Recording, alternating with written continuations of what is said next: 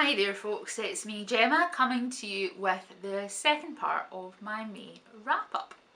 Now in May I wasn't working, so I have read a lot of books. I read another 16 books in addition to the books I read in the first half of May.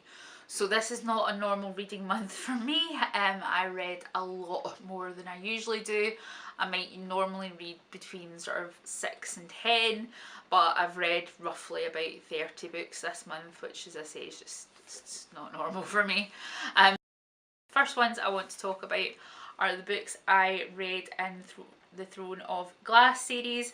I read Crown of Midnight, Heir of Fire and Queen of Shadows.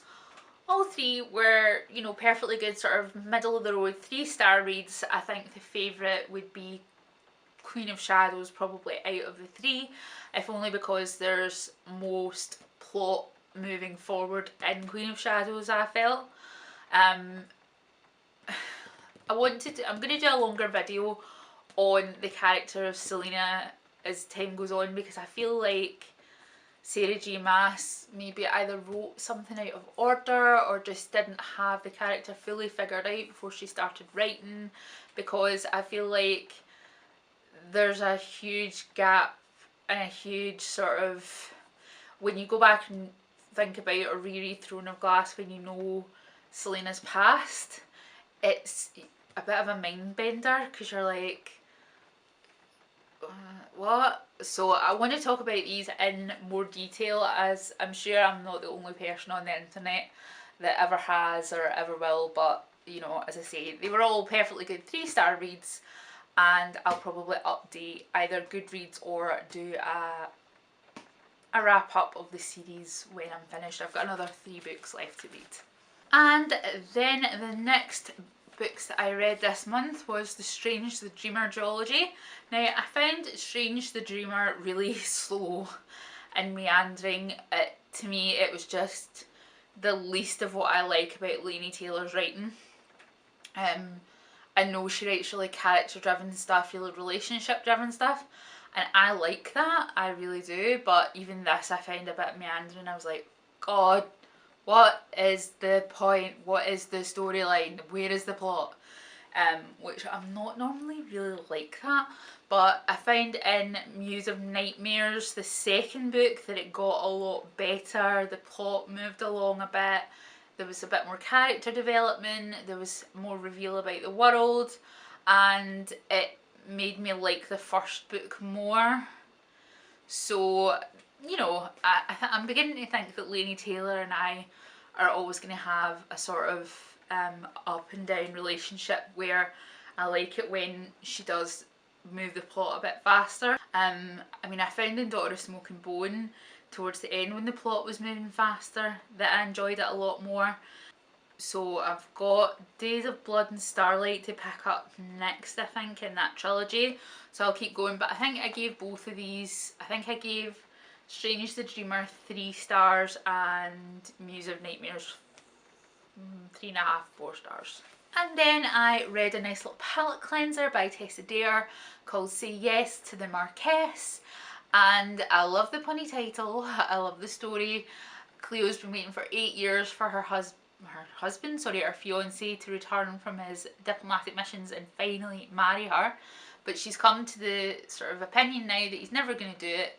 He doesn't love her and she doesn't want to marry him anymore, so she goes to see his brother to get him to sign something to negate the betrothal contract, and at first he says no and tries to persuade her into keep marrying his brother, but of course he is himself in love with her, and it's a happy ending romance novel. I'm sure I'm not spoiling anything for you. It was really good. You know, a solid sort of 3.5 stars. I really like Tessa Dare. I'm thankful to the Naughty Librarian for recommending her. I will link her channel down below. I definitely recommend checking out her historical romances. The next thing that I read this month was Into the Drowning Deep by Mira Grant, which is the story of a mockumentary crew that went missing 7 years ago in the Marianas Trench. They were looking for mermaids.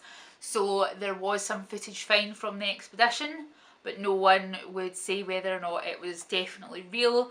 So 7 years later, the company responsible sends another more scientific crew out to look for mermaids and to look for, you know, any sign of what happened to the previous crew, which they do find. It's a really good thriller. It's got a really good premise. I really liked the characters. There's a female-female romance in here as well. Just a really generally good thriller. A good solid 4 stars, I would say. I think that Mena Grant's actually the adult pen name for Seanan Maguire, so I will need to check out some of her other books, and if there is at any point a sequel to this, I would love to read it, because as I say, I thought the premise was great, characters were solid, and the plot moved along at a good steady pace. Then this month I also read Elantris by Brandon Sanderson. Now, I had read the final books of Wheel of Time where Brandon Sanderson collaborated with Robert Jordan, or he finished off Robert Jordan's work after Robert Jordan died, and I think that predisposed me to dislike him because I really wasn't a fan of the last sort of 2 books that he had sort of taken over from Jordan, and that's the reason why I never delved into Brandon Sanderson before now. But I finally picked up Elantris after watching Sam at Books on Tomes review, the non-spoilery review of it, and she was talking about how good it was, and I thought, well, you know what, I'll give it a try. If I do like the story, then there's a lot more, you know, scope for me to read lots more of his books. So basically it was a city called Elantris that was full of people who were almost demigods. They were magical, they could live forever, and then something happened and the city falls into sort of darkness, and the people who previously would have become Elantrians, instead of now being a blessing, it now becomes a curse. And plot follows the crown prince of the country that Elantris is in, and his betrothed who arrives to find that people are saying he's dead, but he is in fact now an Elantrian in Elantris. I loved Sarene in this. I thought she was a brilliant character. I thought she was a master politician. I totally loved her. Love to see more of Sarene in other books. All the other characters would have been lost without her, in my opinion. And she was totally willing to do things for the sake of these people. Like, even though she wasn't born in that country, and even though she never actually got, at the beginning of the book, to marry the crown prince, she felt a duty towards people in general to keep them safe, and she knew that she could do good there. So I loved her. So I loved Sarene, and for Sarene, this book got 4 stars. I know I read some people were saying that this wasn't his best work, so I thought it was really excellent. So if this isn't his best work, I look forward to reading his best work. I have the first book in the Mistborn trilogy sitting on my shelf, and I will hopefully be getting to that in June. Also this month I read 2 more books in the Kitty Norville series. I read Kitty Raises Hell and Kitty and Dead Man's Hand. These had a sort of mini arc between them which ties into a larger story arc over the series. But in Dead Man's Hand, basically Kitty and Ben run away to Vegas to get married, but Kitty, being Kitty, she can't even take her own wedding weekend completely off, and ends up doing a live show of Kitty in the Midnight Hour. And then Kitty Raises Hell is them being back in Denver, and they are dealing with the sort of aftermath of the events of Dead Man's Hand. Both of them, again, a really solid 3 stars. I've got the rest of the series to read. They take me probably about 2 or 3 hours. So the last series that I read in May was the Book of the Ancestors series, which comprises of Red Sister, Grey Sister and Holy Sister. And I absolutely love these books. I would say for me they were all 5 stars.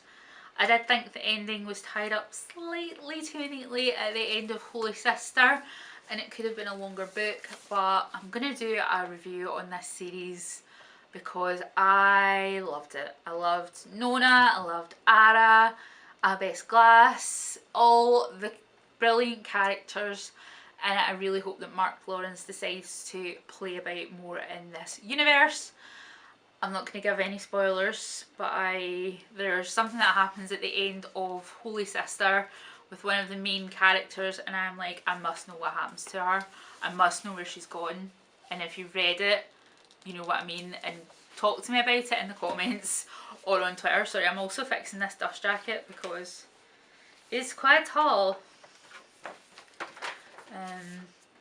So I'm gonna hope people will talk more about this on Twitter, and if you've read it and you enjoyed it, tell me about it down in the comments. I'd love to know other people's opinion, especially on the finale. I also took part in a reread on Twitter of Good Omens. I love Good Omens. I think in the house we have 2 copies because I have one and a husband had one before we got married, well, before we started living together. So I did a reread of this one. It was as funny as I remember it being, and it makes me want to go back and reread lots of Terry Pratchett again. The series actually drops today on Amazon Prime, so I think I'll probably spend the weekend with my husband watching the series on Amazon Prime. And last of all, I love this book, The Wrath in the Dawn by Renee Ahdieh. Now, I was not expecting to love this book so much. I loved the characters, I loved the plot, I loved the setting, I loved the romance. I very rarely get very invested in couples in books, but I'm so invested in Shazzy and Khalid. I have the second book waiting to be read, and it is going on my TBR for June.